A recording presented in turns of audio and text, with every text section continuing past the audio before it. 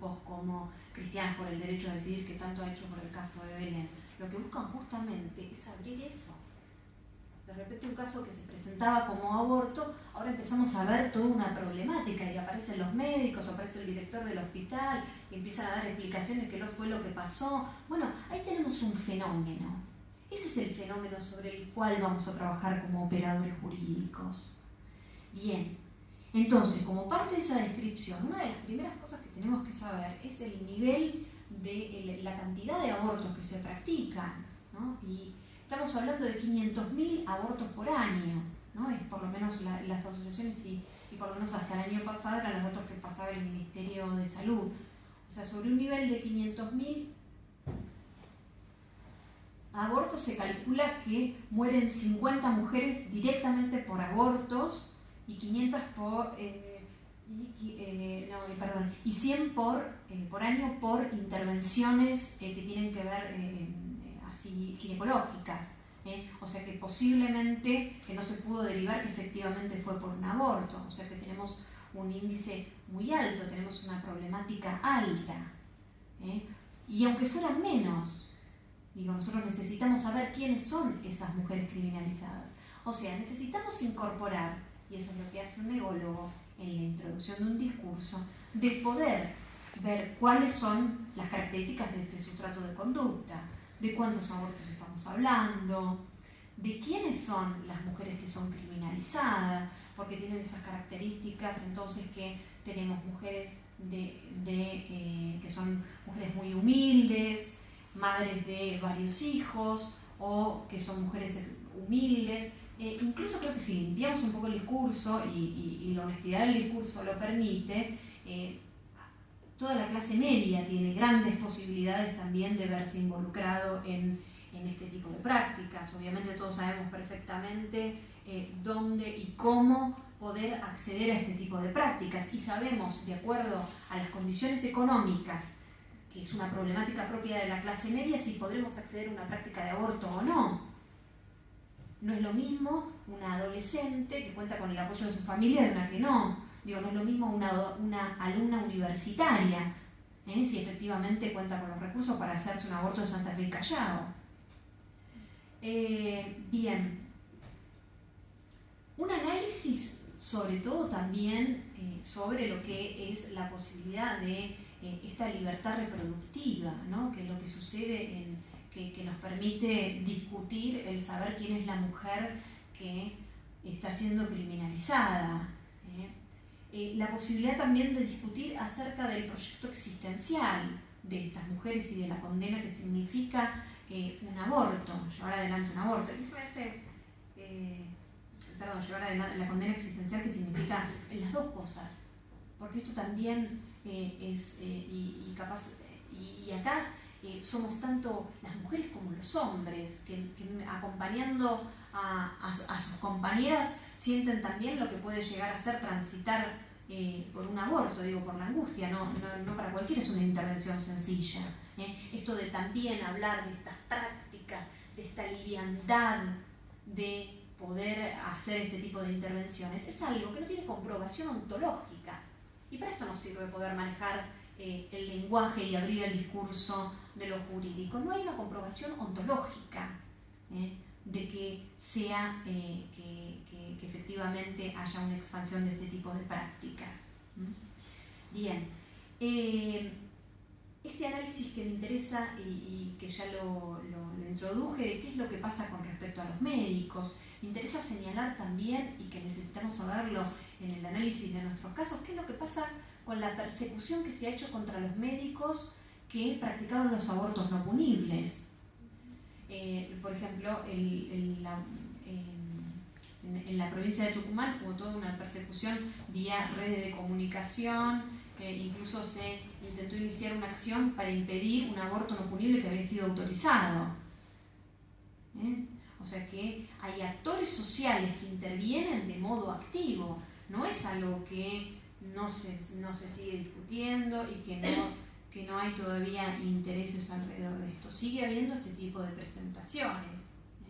Que fue piensen que también un caso que también en 2012 tuvo mucha notoriedad cuando se dio publicidad a un aborto que se iba a hacer, creo que en el Ramos Mejía, a una chica que había sido violada y víctima de trata de personas, y que en todos los medios de comunicación se dio a conocer que se iba a practicar este aborto no punible, y se presentó un amparo en contra de ese aborto, y que fue la Corte la que salió inmediatamente a volver atrás de eso. Yo,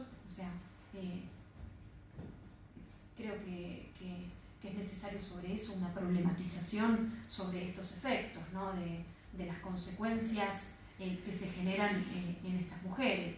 Y vamos avanzando muchísimo, sobre todo en esta línea, y estas líneas de intervención naturalmente no hablan de que son ególogos para nada, pero tienen una actitud egológica desde la problematización. Lo que se está buscando ahora, y que va en líneas de responsabilizar a los actores judiciales y a los médicos que hayan impedido estas prácticas de los abortos no punibles. Bien. Y con respecto a la nociología del error, que fue el segundo elemento que en la tarde de hoy hemos propuesto para charlar y para debatir y para ver cómo es que se aplica específicamente, es correr el velo de estas teorías jurídicas, de estas posiciones que son exclusivamente normativas o que se apoyan más en principios naturalistas, para ver cuáles son también entonces los intereses que se encuentran por detrás.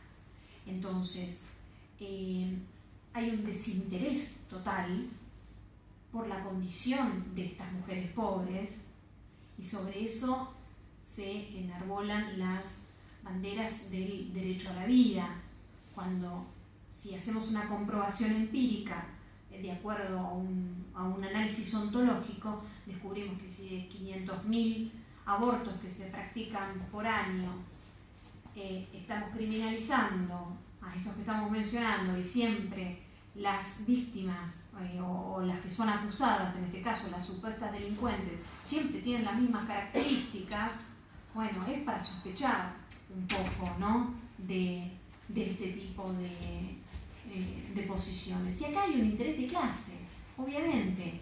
Hay intereses de las clases más poderosas por un desinterés total sobre lo que pasa con las personas con menos recursos, para poder mantener una posición del país con determinados valores que no se sustentan para todos. Por otro lado, con respecto a los intereses de la Iglesia, nadie ataca lo que son los valores y los principios de la Iglesia. Pero fue lo mismo que pasó con el aborto. En este caso, vivimos en democracia, y específicamente esos valores se están imponiendo sobre mujeres que no sabemos si los comparten, y están significando un modo de restricción de libertades. O sea que seguimos teniendo, pese a todos estos intereses, detrás estos intereses que apoyan este tipo de decisiones.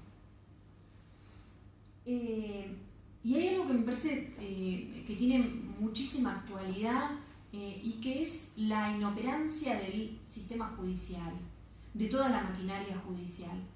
Generalmente siempre utilizamos los mismos ejemplos para hablar de cuando capaz tenemos un amigo más crítico, o tenemos un análisis más desestructurado de cómo funciona el Poder Judicial, y se dice esto, bueno, siempre se agarran esta idea de la impunidad de los delitos de cuello blanco, y siempre asociándolo con aspectos más vinculados a delitos económicos, siempre la matriz pasando por esa clase de delitos. Nosotros hablamos de los delitos de bagatela, entonces siempre es el mismo ejemplo de el ladrón burdo que vamos al supermercado del barrio y tenemos las fotos en blanco y negro, que está con el arma en una situación absolutamente incriminatoria.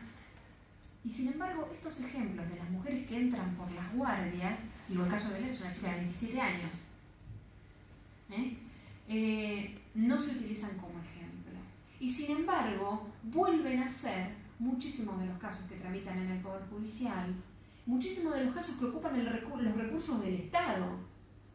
para lo cual entonces tenemos fiscales trabajando, defensores trabajando, jueces trabajando, mientras estamos debatiendo la reforma del Código Procesal Penal en nación y obviamente federal, mientras la mayoría de las provincias ya están en el proceso de adaptación a nuevos regímenes procesales, pero donde se va a una simplificación del sistema penal para poder ver si nos podemos ocupar de los delitos importantes.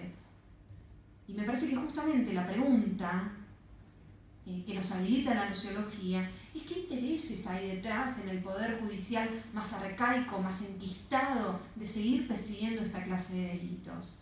Y con el caso de Belén, y ya para empezar a cerrar, los invito para percibir lo que es el poder más tradicional del Poder Judicial, a ver la reacción que tuvieron los jueces que fallaron en el caso de Belén después de las movilizaciones que hubo por la libertad de Belén. Están en YouTube, lo pueden ver, donde hacen una defensa y donde dan la identidad de la chica.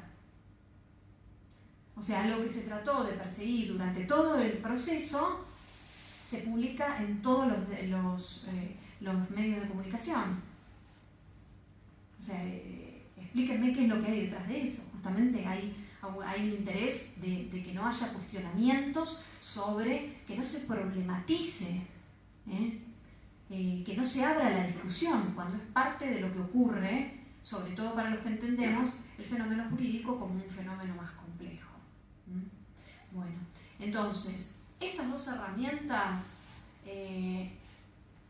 son herramientas que sirven para la práctica, o que son de utilidad desde lo que es la mirada egológica.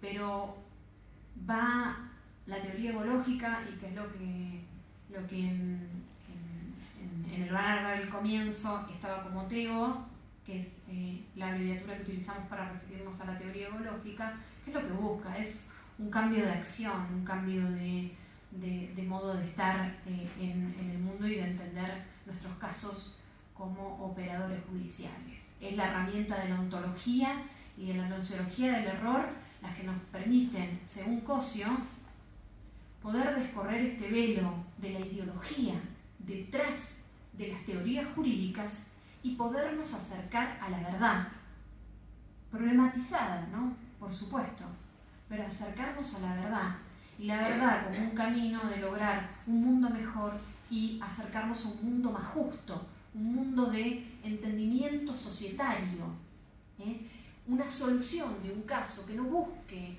específicamente generar este fenómeno que está pasando de un reproche hacia toda la comunidad médica, sino una idea de poder intervenir en esa realidad.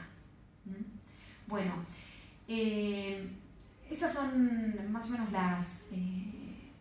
los postulados que seleccioné para la charla de hoy. Yo creo que es más que suficiente para que podamos tener, y dejamos abierta la posibilidad a seguir reflexionando en los próximos encuentros que se hagan en el Departamento de Filosofía del Derecho del Colegio, y que podamos seguir pensando con la herramienta egológica y con la filosofía de Carlos Cosio. Bien, bueno, muchas gracias.